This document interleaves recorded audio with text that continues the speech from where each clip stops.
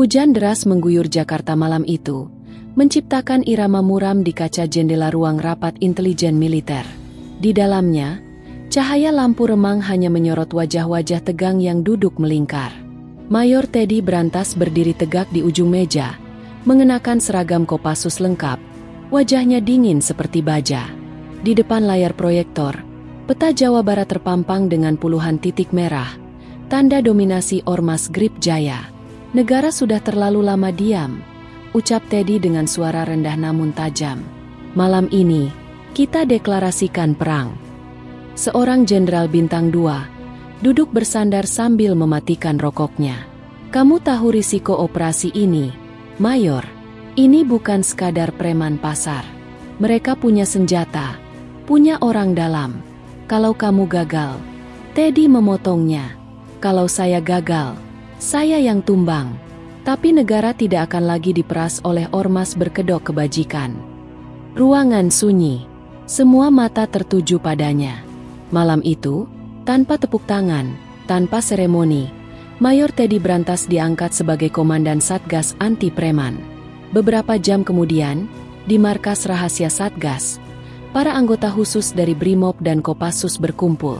Teddy berjalan di antara mereka, memperhatikan wajah-wajah muda yang siap mempertaruhkan nyawa. Kita tidak sedang berperang melawan rakyat. Kita berperang melawan ketakutan, ujarnya. Ormas ini bukan lagi organisasi. Mereka kanker, dan kita adalah pisau bedahnya. Tidak ada yang bersorak, hanya anggukan keras. Semua tahu, operasi ini bukan sekadar tugas, ini penghabisan. Di waktu yang sama, laporan intelijen masuk, Grip Jaya semakin brutal di lapangan. Masyarakat kecil dipalak, pedagang dipukuli jika tak membayar, keamanan. Anak-anak muda dipaksa bergabung atau dihajar. Di Purwakarta, satu keluarga dibakar hidup-hidup karena menolak markas ormas didirikan di tanah mereka. Teddy membaca laporan itu tanpa berkedip. Rahangnya mengeras. Kita terlambat 1 dekade, gumamnya. Tapi kita belum kalah. Keesokan harinya, Teddy berdiri di depan Istana Negara. Presiden sendiri yang memanggilnya. Saya beri Anda kuasa penuh, ucap kepala negara itu pelan. Tapi jangan sampai satupun anak buah Anda melanggar garis. Teddy hanya menjawab dengan hormat. Saya tidak akan memberi mereka kesempatan untuk menyerah, Pak. Di dadanya, ia tahu, ini bukan lagi soal tugas. Ini adalah pertaruhan moral, harga diri bangsa, dan darah rakyat kecil yang sudah terlalu lama mengalir sia-sia. Di lorong markas Kopassus, Teddy membuka loker lamanya. Di dalamnya, tergantung bendera merah putih yang kusam, penuh lubang kecil bekas peluru dari operasi di Papua bertahun lalu. Ia meraih bendera itu dan melipatnya dengan rapi. Di bawahnya, ia menemukan foto lama, ayahnya, seorang polisi yang dibunuh oleh preman 20 tahun lalu. Ia menatap foto itu lama, sebelum menyelipkannya di kantong dada. Waktunya menagih janji, bisiknya. Malam itu, tanpa banyak kata, Satgas bergerak. Di jalan-jalan gelap, kendaraan taktis tanpa lambang meluncur senyap menuju titik-titik merah di peta. Di udara, helikopter pengintai mengitari wilayah Cianjur dan Sukabumi. Di radio, hanya satu kode yang diputar, operasi Brantas dimulai. Teddy duduk di kursi depan kendaraan lapis baja. Kedua tangannya menggenggam erat senjata laras panjang. Tidak ada ragu, tidak ada belas kasihan. Dari kejauhan, lampu markas Ormas Grip Jaya di Cianjur tampak menyala terang, penuh tawa, mabuk, dan kekuasaan yang terasa tak tergoyahkan. Mereka belum tahu malam itu akan menjadi akhir dari kekuasaan jalanan. Teddy menatap jam tangannya. Pukul 23.58. Tepat tengah malam, ujarnya pada wakilnya. Hancurkan akar mereka. Jangan sisakan apapun yang bisa tumbuh kembali. 2 menit kemudian, ledakan pertama mengguncang malam. Perang jalanan dimulai. Asap masih mengepul dari reruntuhan markas Grip Jaya di Cianjur. Di antara puing dan dinding gosong, Satgas menyisir ruangan demi ruangan, menemukan senjata ilegal, dokumen keuangan, dan puluhan identitas palsu. Teddy berdiri di tengah halaman, Matanya menyapu sisa-sisa kekuasaan yang selama ini menindas rakyat. Seorang anak buahnya mendekat, membawa folder tebal penuh peta dan catatan. "Kami temukan ini di ruang bawah tanah, Komandan," ucapnya. Teddy membukanya perlahan. Di dalamnya, jaringan Grip Jaya terbentang seperti jaring laba-laba, menyusup ke tiap kecamatan, tiap kelurahan, hingga masuk ke sekolah dan kantor desa. Di dalam folder itu juga terdapat nama-nama yang membuat Teddy mengepalkan tangan. Kepala desa, camat, hingga anggota DPRD, semuanya tercatat sebagai rekan bisnis atau donatur tetap.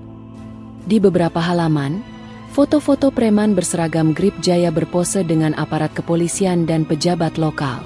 Teddy menutup map itu perlahan, kemudian berkata, "Ini bukan lagi ormas, ini negara bayangan."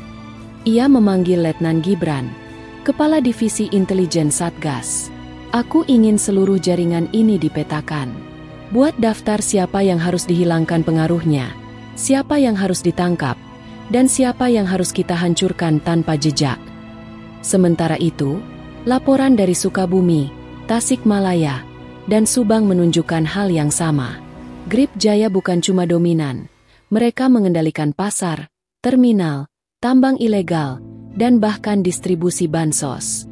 Warga tidak berani bicara, karena setiap mulut yang membuka kebenaran akan dibungkam, entah lewat pemukulan, persekusi, atau penghilangan. Teddy memerintahkan pengumpulan testimoni rahasia dari masyarakat. Ia tahu, untuk menumbangkan monster ini, ia butuh kekuatan rakyat. Tapi rakyat sudah terlalu lama hidup dalam ketakutan. Di ruang taktis Satgas, layar besar memproyeksikan peta digital Jawa Barat. Titik merah menandai markas ormas, titik kuning menunjukkan jaringan keuangan, dan titik hitam, lokasi pembunuhan yang dilakukan dalam 5 tahun terakhir. Jumlahnya ratusan. "Mereka bukan hanya bertahan di jalanan," ujar Letnan Gibran. "Mereka berkembang seperti tumor, memakan jaringan negara dari dalam." Teddy berdiri lama di depan peta itu, lalu menunjuk lingkaran hitam besar di Karawang. "Kita mulai dari sini. Ini jantung mereka." Sebelum operasi berikutnya dimulai, Teddy memanggil seluruh komandan lapangan. "Setiap orang yang kita hadapi dilindungi oleh sistem. Kita tidak hanya akan berperang melawan preman, tapi melawan ketakutan yang telah dijadikan hukum. Tidak ada penyesalan, tidak ada keraguan." Para komandan mengangguk. Salah satu dari mereka berkata pelan, "Jika kita gagal, nama kita akan hilang dari sejarah." Teddy menatapnya dingin. "Kalau kita tidak bertindak, sejarah akan ditulis oleh mereka." Di malam yang sama, Satgas menyergap kantor distribusi logistik milik Grip Jaya di Karawang. Di balik gudang sembako, mereka menemukan bunker kecil berisi dokumen rahasia, transaksi senjata, rute narkoba, dan bukti aliran dana ke rekening tokoh-tokoh politik. Salah satu dokumen menampilkan nama yang sudah tidak asing bagi Teddy. Abang, pemimpin pusat Grip Jaya, nama yang selama ini hanya hidup dalam bisik-bisik jalanan. Teddy menggenggam kertas itu erat. "Kita temukan dia. Kita cabut akar dari batangnya." Di kejauhan, langit mulai memerah. Hari baru dimulai, tapi bagi Teddy dan Satgasnya, waktu hanyalah jeda sebelum peluru berikutnya ditembakkan. Perang ini bukan lagi soal penindakan. Ini pembebasan. Dan pembebasan, pikir Teddy, tidak akan datang dari kata-kata, tetapi dari kehancuran total kekuasaan gelap yang telah terlalu lama merajalela. Langit malam di Cianjur diselimuti kabut tipis. Jalan-jalan sepi, lampu-lampu padam lebih awal, seolah kota ini tahu akan datangnya sesuatu yang tak bisa dielakkan. Markas Grip Jaya berdiri megah di tengah permukiman padat. Sebuah bangunan 4 lantai dengan logo kepala harimau terpampang di dinding depan. Di dalamnya, tawa, musik, dan suara botol pecah menggema. Para preman berpesta, tidak menyadari bahwa malam itu mereka sedang menari di ambang kehancuran. Teddy dan pasukannya sudah mengepung dari 4 arah, senyap, presisi, dan tanpa ampun. Teddy berlutut di samping kendaraan taktis, melihat jam tangannya. Pukul 1.42, ia memberi isyarat tangan. Dalam sekejap, listrik di seluruh blok padam. Kegelapan menyelimuti bangunan. Kilatan cahaya malam hanya berasal dari laser merah senapan. Dalam hitungan detik, Satgas menerobos masuk, memecah pintu dengan ledakan terkendali. Jeritan dan tembakan bersahut-sahutan. Para preman yang setengah sadar berusaha melawan, namun pelatihan brutal tak mampu menandingi disiplin militer. Satu persatu dilumpuhkan. Tidak ada negosiasi. Di lantai 3, Teddy menemukan sebuah ruang tersembunyi yang dijaga 2 orang bersenjata laras panjang. Ia memimpin langsung penyergapan. Granat kejut dilemparkan, membutakan lawan selama beberapa detik. Saat asap hilang, hanya tersisa 2 tubuh tergeletak, dan 1 pria tua di dalam ruangan dengan tangan terikat ke kursi, Abah Ujang, pemimpin Grip Jaya wilayah Cianjur. Rambutnya sudah putih, tapi matanya masih menyala seperti binatang liar.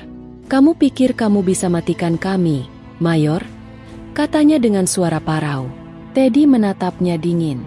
"Aku tidak datang untuk mematikan. Aku datang untuk membakar." Sementara itu, di lantai bawah, Satgas menemukan penjara bawah tanah berisi 6 orang warga sipil. Mereka dirantai, tubuh penuh luka, sebagian besar tak mampu berdiri. Salah satu dari mereka, perempuan parubaya, menangis saat melihat bendera merah putih di lengan anggota Satgas. "Kami pikir negara sudah lupa," bisiknya. Salah satu anggota Brimob membantu membopongnya keluar.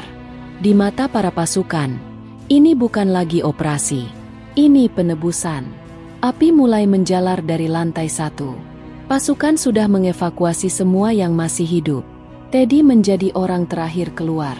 Ia berdiri di halaman, menatap markas yang mulai runtuh, dan berkata pelan, "Ini baru permulaan." Di sekitarnya, warga mulai berdatangan, berkerumun di kejauhan. Tak satu pun dari mereka bersuara. Tapi di mata mereka, tampak nyala harapan yang sudah lama padam. Untuk pertama kalinya dalam puluhan tahun, mereka melihat kekuasaan jalanan berlutut. Teddy membawa Abah Ujang masuk ke dalam kendaraan lapis baja. Di dalamnya, suasana hening. Ujang menatapnya dengan senyum licik. "Tangkap aku. Besok tumbuh 100. Abang akan datang padamu.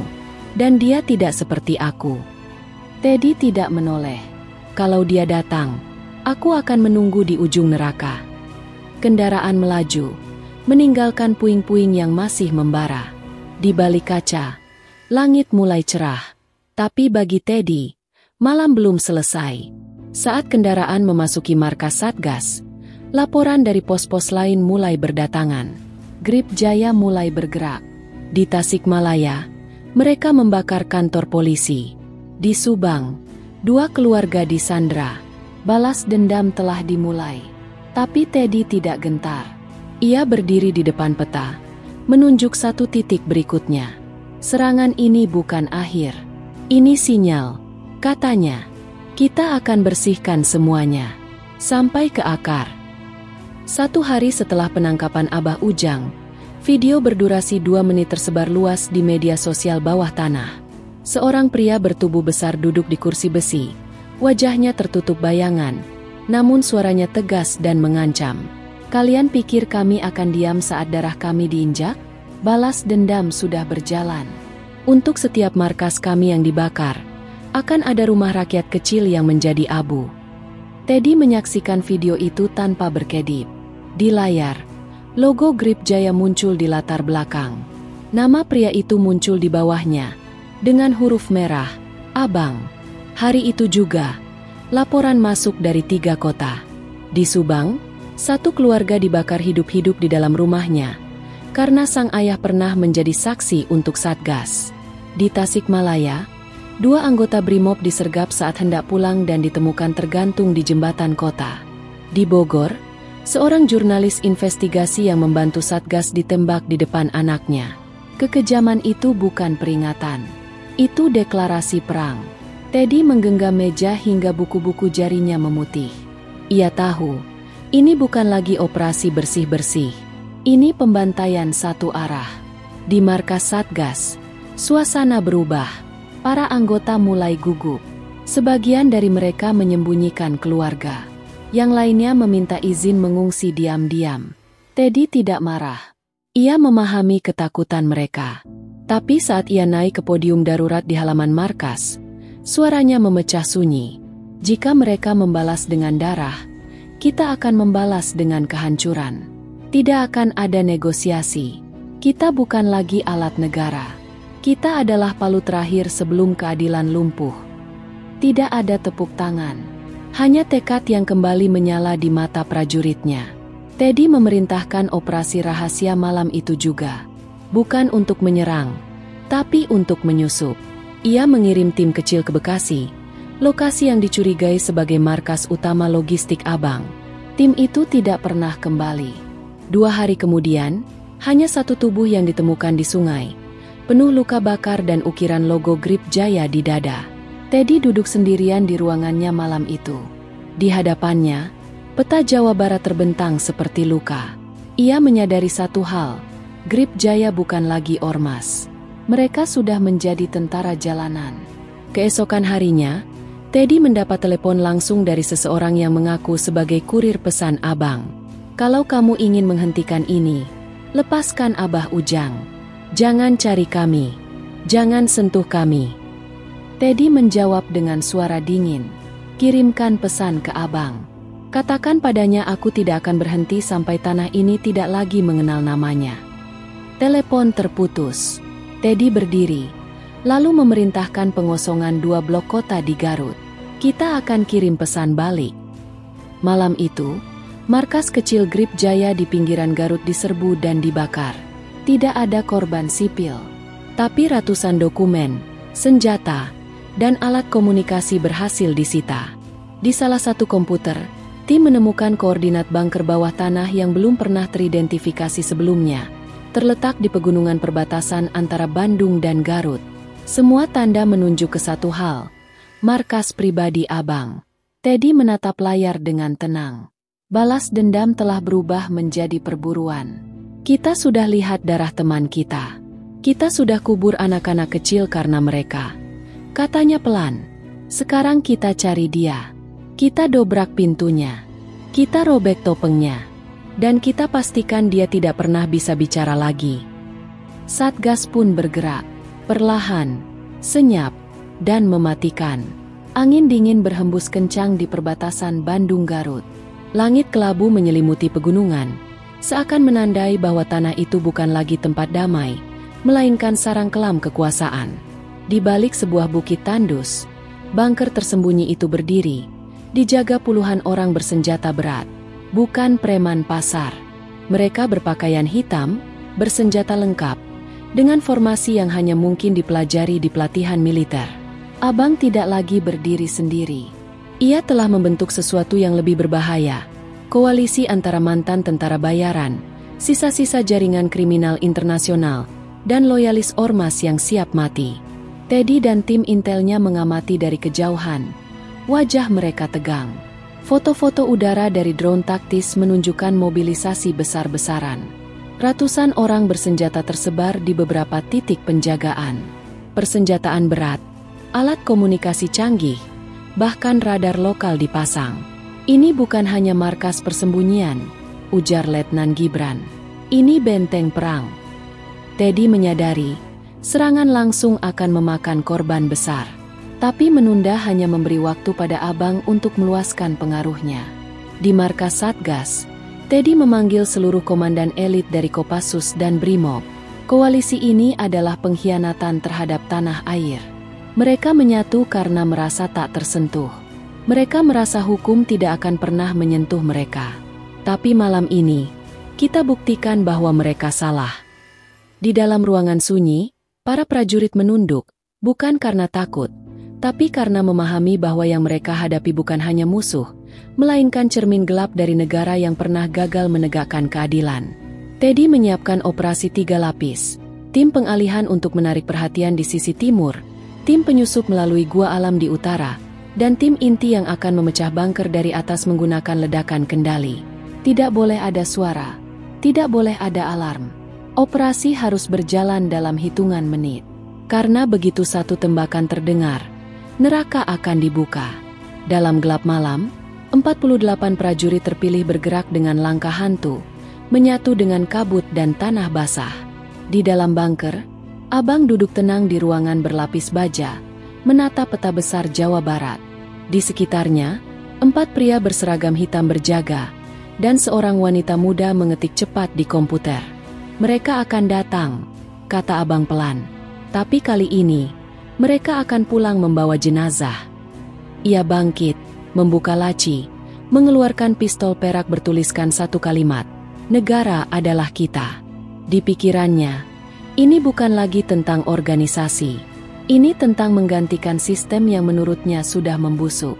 Pukul 3.11 dini hari, ledakan sunyi mengguncang langit pegunungan.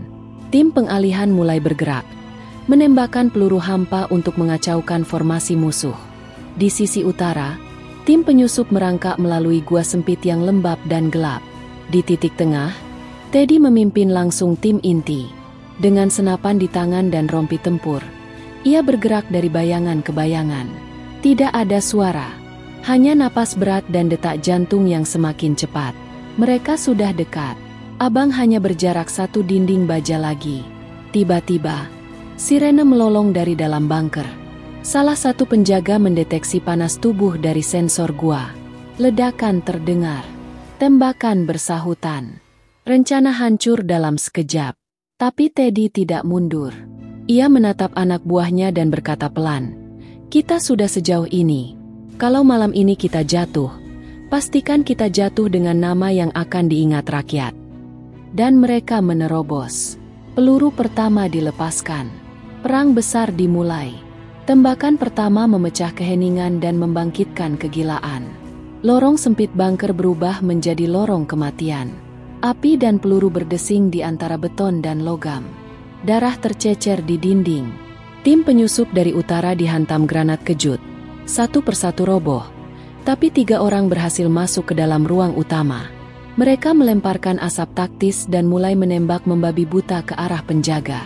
Dari balik asap, Teddy menerobos masuk bersama tim inti. Matanya merah, napasnya dalam. Tangan menggenggam senapan seolah nyawanya tergantung di ujung pelatuk.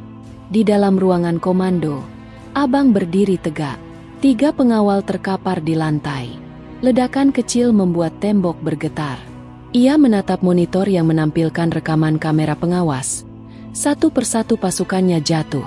Ia tahu waktunya sudah habis. Ia membuka lemari besi kecil di dinding, menarik map merah bertanda lambang negara. Isinya bukan dokumen organisasi, tapi salinan rahasia pertemuan antara elit politik dan dirinya. "Kalau aku jatuh," gumamnya, "mereka ikut terbakar." Ia menyelipkan map itu ke dalam rompi dan mengangkat pistolnya, bersiap untuk pertemuan terakhir. Teddy memimpin tim menuruni tangga utama. Setiap anak tangga dihiasi mayat, ledakan kecil, atau peluru nyasar. Mereka maju tanpa ragu, membelah api dan debu. Di belakangnya, 2 prajurit tertembak, tapi Teddy terus maju. Saat mencapai pintu baja terakhir, ia menghentikan langkah. Di balik pintu itu, musuh utama menunggu. Ia menatap 2 pasukan di sisinya dan berbisik, "Buka pintunya. Aku yang masuk lebih dulu." Ledakan kecil menghantam engsel. Pintu baja tumbang dengan dentuman keras. Abang berdiri di tengah ruangan. Lampu merah berkedip dari atas kepala. Suara alarm menggema. Mereka saling menatap. 2 mata yang penuh amarah, dendam, dan keyakinan masing-masing. "Kamu pikir kamu pahlawan, Teddy?" teriak Abang. "Kamu cuma alat negara pengecut." Teddy tidak menjawab. Ia menembakkan 1 peluru ke arah kaki Abang. Tubuh besar itu roboh. Tapi tangannya tetap menggenggam pistol, menembak ke arah dada Teddy. Peluru menghantam rompi. Tapi dampaknya membuat Teddy terlempar ke belakang. Kekacauan meningkat. Tim Teddy masuk dan mengamankan ruangan. Salah satu dari mereka merebut map merah dari rompi Abang. Abang masih bernafas, tapi darah mengalir deras dari pahanya. "Bunuh aku, dan kalian akan jadi sasaran negara kalian sendiri," katanya lirih. Teddy, sambil menahan sakit di rusuknya, berjalan perlahan, mengambil pistol dari lantai, dan menatap wajah Abang yang mulai pucat. "Kamu bukan musuh terakhirku," gumamnya. Tapi kamu adalah awal dari akhir semuanya. Bunker berhasil diamankan sepenuhnya dalam 2 jam. Puluhan anggota koalisi ditangkap hidup-hidup, sisanya tewas. Di luar, pagi mulai merekah. Langit terlihat lebih terang dari biasanya. Teddy keluar dari dalam tanah itu dengan langkah limbung. Wajahnya tertutup debu dan darah. Wartawan tidak diizinkan mendekat. Tidak ada perayaan. Hanya keheningan, seperti habisnya badai yang memakan segala. Tapi dalam diam itu, sejarah mulai mencatat. Malam ketika sarang terakhir Grip Jaya runtuh, Teddy duduk di mobil lapis baja, memandang map merah yang kini ada di tangannya. Ia tahu, di dalamnya bukan hanya kebenaran, tapi peluru untuk mengguncang negara. Tapi perang belum selesai. Ia menatap ke arah barat, ke Jakarta. Di sanalah akar sebenarnya bersembunyi. Satu bunker jatuh, gumamnya. Tapi satu istana belum disentuh. Hujan mengguyur ibu kota tanpa henti. Seolah langit sendiri menolak untuk menyaksikan kebenaran yang akan diungkap. Teddy duduk di ruang gelap markas Satgas. Map merah terbuka di depannya. Setiap lembar dokumen adalah pisau yang menusuk lebih dalam dari peluru. Tercantum nama-nama, menteri, jenderal, pejabat tinggi yang selama ini berdiri di atas panggung nasional. Namun diam-diam menyuplai dana dan perlindungan kepada Grip Jaya. Negara, seperti yang dikatakan Abang, bukan sekadar gagal, melainkan ikut merawat penyakit. Dalam satu malam, Teddy mengaktifkan jaringan intel. Operasi terakhir tidak dilakukan dengan senjata, tapi dengan data. Video pertemuan rahasia, rekaman transaksi, dan kesaksian para tahanan koalisi disusun seperti bidak catur.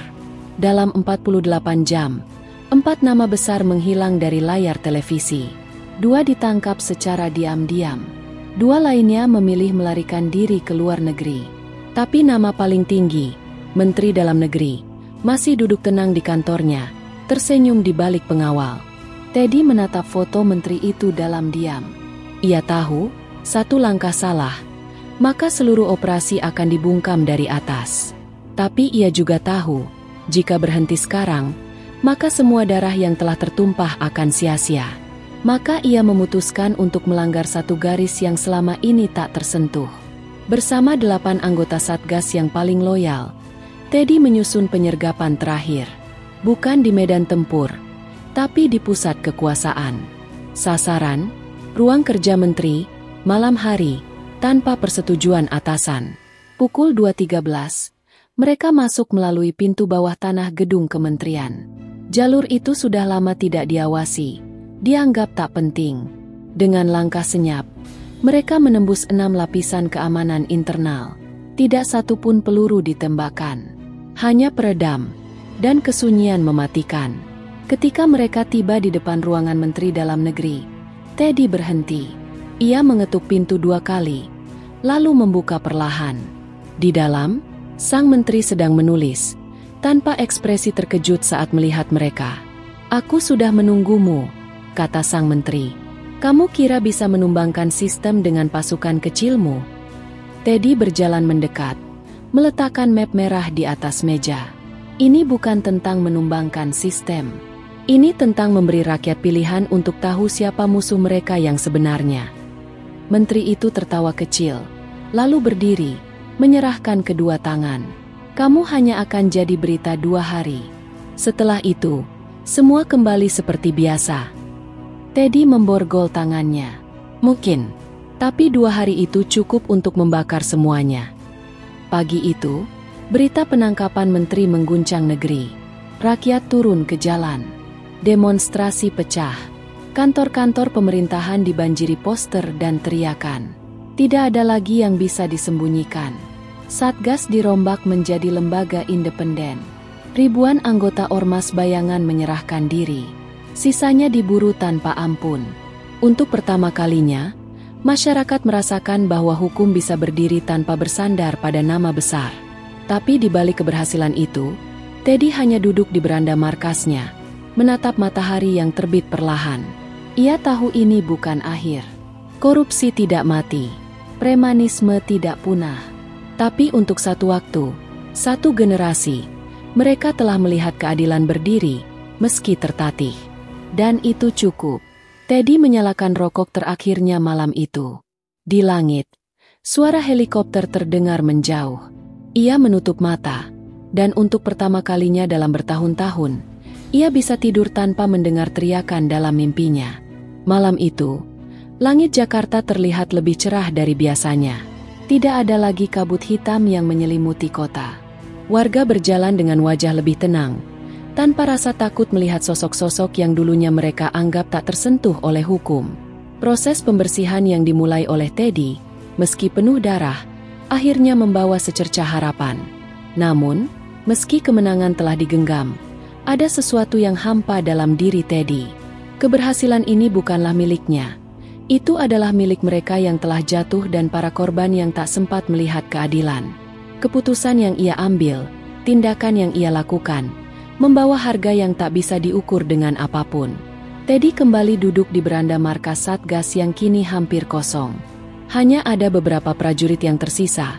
Sebagian besar memilih untuk kembali ke kehidupan mereka. Tidak ada lagi sirene. Tidak ada lagi rapat-rapat mendesak. Dunia terasa lebih sunyi, tapi bagi Teddy, itu justru semakin menyesakkan. Selama ini, ia telah menjadi bagian dari sistem yang keras, menyiksa diri untuk menghancurkan kekuatan gelap yang menguasai negara. Tapi kini, ia mulai bertanya pada dirinya sendiri, setelah semuanya berakhir, siapa yang ia perjuangkan? Untuk siapa semua ini? Di balik kesunyian itu, Teddy teringat pada wajah para korban. Para pedagang yang nyawanya direnggut oleh preman. Jurnalis yang berjuang demi kebenaran, namun ditembak di depan anak-anak mereka. Anak-anak yang kehilangan orang tua mereka, bukan karena kejahatan yang mereka lakukan, tapi karena sistem yang gagal melindungi mereka. Air mata tidak bisa lagi merubah apa yang telah terjadi. Semua itu hanya meninggalkan bekas luka yang dalam, bagi mereka yang hidup, bagi mereka yang mati, dan bagi Teddy yang bertahan. Di luar, suara kendaraan mulai terdengar. Pasukan baru yang diberi nama, keberanian baru, mulai bergerak, menyapu sisa-sisa ormas dan sindikat yang tersisa. Tugas mereka jelas, menjaga keamanan negara, tetapi tidak seperti sebelumnya. Tidak ada lagi sistem yang rapuh. Tidak ada lagi pembalasan pribadi.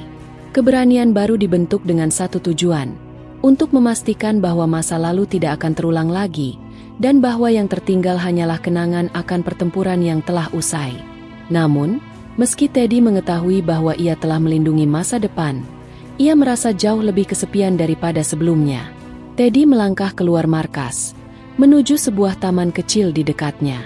Dari sana, ia bisa melihat gedung-gedung tinggi yang kini tampak lebih manusiawi, lebih dekat dengan rakyat. Di tangannya, ia memegang sebatang rokok terakhir yang kini terasa begitu hambar. Setiap hembusan asap yang ia tarik terasa lebih berat. Tak ada lagi rasa kemenangan. Tak ada lagi rasa kehilangan. Hanya ada keheningan yang tidak bisa ia artikan. Ada rasa kosong yang lebih dalam daripada sebelumnya. Ia mulai menyadari satu hal. Dalam setiap perang, selalu ada yang harus dikorbankan, bahkan jika itu adalah jiwa yang berjuang untuk kebenaran. Saat ia duduk di bangku taman, seorang wanita mendekat, mengenakan pakaian sederhana. Wajahnya terlihat lelah namun penuh keteguhan. "Pak Teddy," kata wanita itu dengan suara lembut. "Kami ingin mengucapkan terima kasih." Teddy menatapnya tanpa bisa berkata apa-apa. Ia tahu, kata-kata tak cukup untuk menjelaskan segalanya. Wanita itu mengangguk, seolah memahami kesepian yang ia rasakan.